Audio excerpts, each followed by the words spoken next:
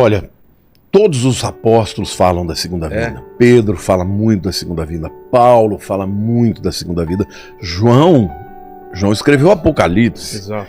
Fala da segunda vinda. Gente, se você eliminar o aspecto profético da Bíblia, você tira 40% da Bíblia. Jesus falou muito sobre a segunda vinda. Então, tem muita gente... É importante você explicar isso, ô Vilela. Eu acho bacana a tua pergunta. Porque tem gente que fala, não, vamos falar só da salvação, porque falar da segunda vinda a gente não entende muito, não sabe quando é.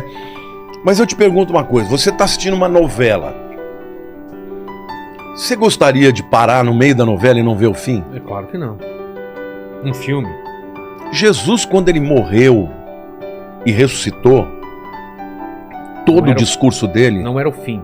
Não era o fim, todo o discurso dele é, eu vou voltar. E aí, não só quando ele morreu e ressuscitou, antes disso, ele já falava. Mas ali ele deixa claro que ele vai voltar. Entendeu? Lá em Mateus 24, 25, no chamado sermão profético, as últimas palavras de Jesus foi sobre a volta dele. Ele fala, assim como o relâmpago que sai do Oriente e vai para o Ocidente, assim há de ser a vinda do Filho do Homem. Ele promete que ele vai voltar. Lá em João capítulo 14, está na ceia, né? Na última ceia, você deve ter ido lá no cenáculo, lá em Jerusalém. Será? No Monte Sião, deve ter ido. Ah, sim, Monte Sião. Perto ali do túmulo de Davi, sabe? Em cima, você deve ter subido ali, né? Aquele lugar onde tradicionalmente dizem que é tanto a última ceia como o lugar onde desceu o Espírito Santo. Que era uma casa que foi emprestada por um amigo de Jesus. Ele era provavelmente um essênio. E o bairro dos essênios era ali o Monte Sião. Bom, por que eu estou dizendo isso? Bom, Jesus ele deixa claro que ele vai voltar. Por exemplo, lá no Monte das Oliveiras, quando ele começa a subir, os discípulos começam a ficar assim maravilhados. O anjo fala para eles, por que vocês estão assim tão maravilhados? Da mesma maneira que vocês estão vendo ele subir, ele vai descer aqui. Então está falando da volta dele.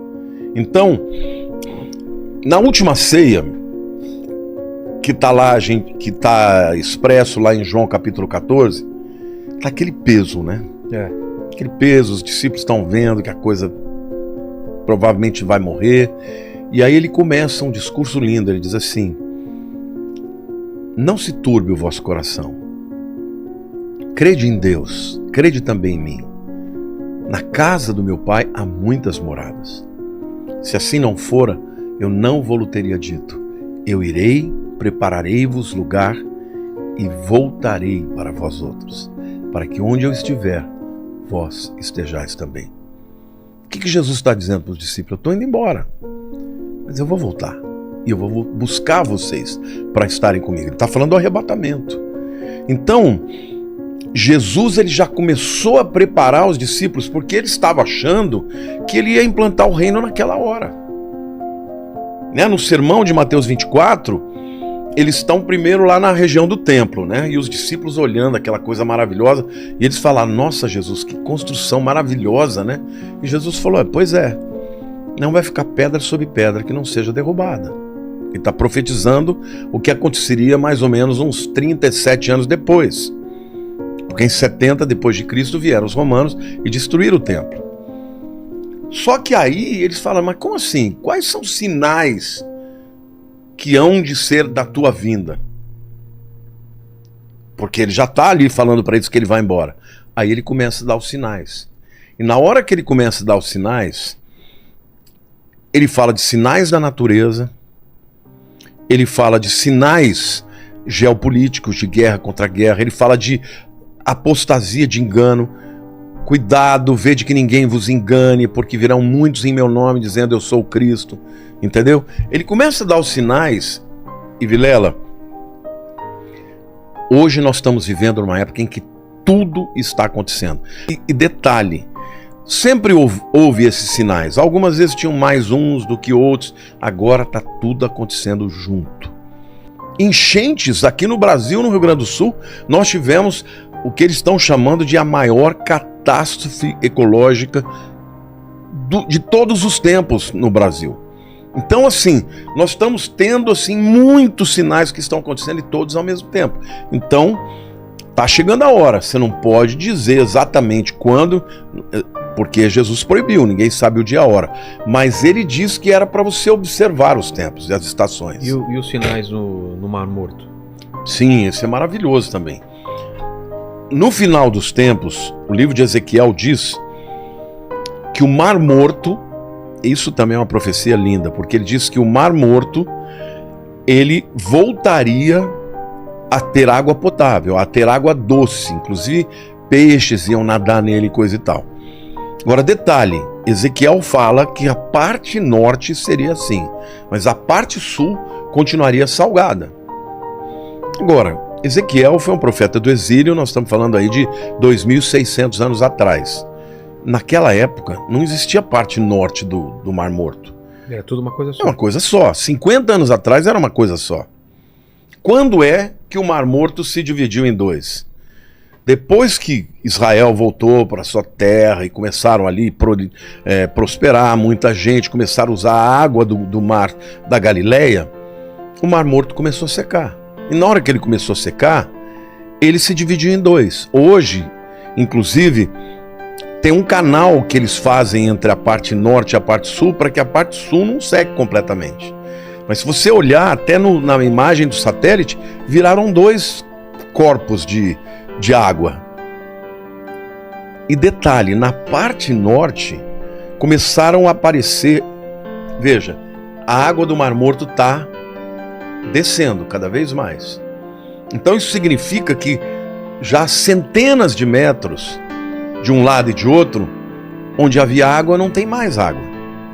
O que acontece? Aquela pressão daquela água sobre aquela terra não existe mais. Então, do subterrâneo, começaram a aparecer crateras com água doce, que começou a pressionar para fora. Não tem mais o peso da água empurrando para baixo, a água começou a vir de baixo para cima. Hoje já tem mais de 9.000 crateras, chamadas de bolaines. Essas crateras de água doce, algumas são gigantescas, já tem peixes nadando. Então, a profecia começou a se cumprir. Ainda diz lá no livro de Ezequiel que águas que correm debaixo do trono, provavelmente da fonte de Gihon, quando houver o terremoto que Cristo descer, vai descer pelo Vale de Cedron, como diz Ezequiel, e vai entrar pela parte noroeste do Mar Morto, e a água vai ficar doce.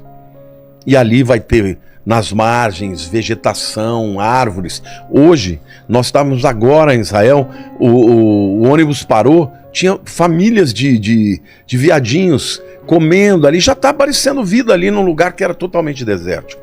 Então, assim, as profecias começaram a dar sinal, sem contar as outras do ponto de vista geopolítico. Por exemplo, a guerra... Por exemplo, o livro de Ezequiel é lindo, né? No capítulo 36, Deus fala que vai trazer o povo de Israel de todas as nações da terra de volta para sua terra. Detalhe, ele não pode estar falando do exílio babilônico que aconteceu aí no 6º século antes de Cristo. Por quê? Porque ele está falando que ia trazer o povo de volta de todas as nações. Então ele estava falando do exílio que aconteceu no ano 70 e depois no ano 135, quando o imperador Adriano expulsou os judeus e eles não puderam mais ficar na terra. Deus está falando, eu vou trazer o povo judeu de todas as terras de volta para minha terra, e eles nunca mais vão sair de lá. Então em 1948 se cumpriu essa profecia. Muita gente dava risada, dizendo, impossível, isso nunca vai acontecer. 37, Ezequiel tem a visão do vale de ossos secos. Deus leva Ezequiel numa visão para um vale terrível, seco, cheio de ossos. E Deus fala para ele, Ezequiel, o que você está vendo? Um vale de ossos sequíssimos. Eles podem reviver? Ezequiel falou, Senhor, tu sabes. Aí ele disse para Ezequiel, profetiza ao vale de ossos secos. Voltem à vida. Aí ele profetiza. Aí começa a ver um barulho. Plim, plim, plim, plim, plim. Começa a ouvir osso batendo com osso. De repente um osso daqui vem, junta com outro aqui e começou a juntar juntas, carne, pele, e de repente aparece um exército de pé. E Deus fala assim: esse exército é o meu povo, é a nação de Israel. Eu vou revivê-los. Agora, detalhe: o que aconteceu na época do Holocausto? 6 milhões de judeus foram mortos. E como eles eram encontrados muitas vezes? Em valas de ossos secos. Essa visão de Ezequiel 37 é a visão do Holocausto. Por causa do Holocausto, por causa do vale de ossos secos, o mundo ficou abismado. O mundo falou: meu Deus, não pode acontecer isso de novo. E aí a ONU, em 1947, em dezembro, decide voltar à partilha entre uma solução de 2 estados, né? Um estado palestínico e um estado judeu. Israel aceitou e os muçulmanos não aceitaram. Mas a moção foi aprovada, inclusive com o voto de Minerva do brasileiro Oswaldo Aranha. A ONU aprovou, mas não fez acontecer. No dia 14 de maio de 1948, Davi Ben-Gurion junta uma série de pessoas, umas 300 pessoas ali na casa dele, e ele faz uma transmissão de rádio dizendo: hoje nasce Israel moderno. Como diz as escrituras, Isaías, pode uma nação nascer num dia? E Deus fala: pode. Assim será com Sião. E assim foi que aconteceu. No dia seguinte, estourou a Guerra da Independência. Uma guerra em que os judeus tinha minoria, não tinham armas, não tinham pessoas preparadas para lutar, e venceram a guerra. Em 1 ano e meio aproximadamente, eles conquistaram mais território do que eles tinham na partilha. Só que aquilo que você conquista por guerra é teu. Então Deus permitiu aquilo porque Ele estava devolvendo de volta aquela terra para o povo dele. Ele prometeu em 36 que Ele ia trazê-los, trouxe. No 37 ele mostra como ele ia trazê-lo.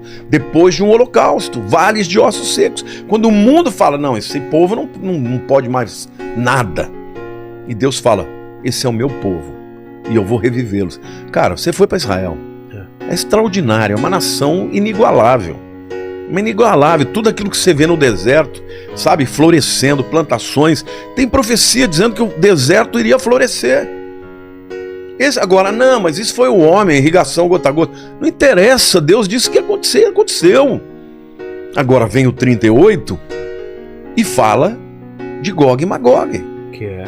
Que é, se você pega lá, todas aquelas nações que virão contra Israel, que vão atacar Israel, são as nações que estão aí. Gog, Magog é Rússia. Pérsia é Irã. Então tá tudo ali, Turquia, Rússia. A China também ou não? China não está lá, embora alguns afirmem que Magog também é China. Império do Leste, alguma coisa assim, não tem alguma coisa? Isso é no Apocalipse, é outra coisa. Tá.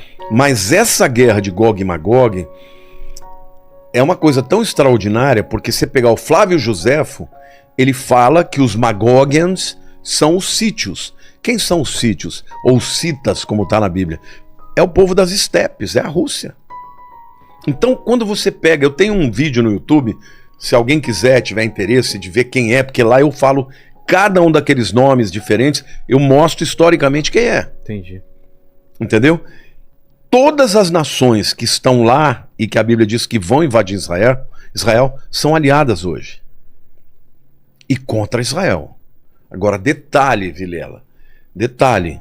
No tempo em que Ezequiel escreveu, quem foi o povo que permitiu que Israel voltasse da Babilônia? Foram os persas. Ciro, o grande Ciro, imperador persa, foi ele que destruiu a Babilônia e foi ele que permitiu que o povo judeu voltasse. Então ele é um grande aliado. Só que esse Ezequiel, quando ele profetiza para o que vai acontecer no futuro, ele diz que os persas serão inimigos. E quem é o maior inimigo hoje do Irã? Desculpe, de Israel. Irã. É o Irã, não tem outro inimigo. Agora, alguém vai dizer: não, mas hoje o Putin está fazendo acordo com Israel. Agora. Tem até um amigo que é judeu, né? Que um colega, nem eu conheço pessoalmente, mas é uma pessoa que me segue, diz que gosta muito de mim. Um dia ele me questionou. Ele falou, escuta, mas o Putin está fazendo acordo com Israel, tá tendo uma boa relação. Eu falei, meu amigo, eu não estou dizendo que é o Putin, eu sei quando vai ser. Eu só estou dizendo que em algum momento você pode ter certeza que a Rússia vai se voltar contra Israel e vai invadir, juntamente com todas essas nações. Aí eu até falei, assista o meu vídeo que você vai ver. Aí ele, não sei se assistiu, mas ele falou que iria ver. Então, assim, o que eu vejo do ponto de vista futurístico para Israel, eu vejo um momento em que Israel está se tornando cada vez mais, eu não diria indefeso, porque Israel é muito poderoso, né? Israel tem tecnologia, eu acredito que tem bomba atômica, eles não dizem que tem, mas todo mundo sabe que tem, né? Mas eu acredito que esse apoio econômico, esse apoio incondicional que os americanos dão para Israel, um dia vai fraquejar. Porque quem vai dar a vitória para Israel, segundo Ezequiel 38, é o próprio Deus.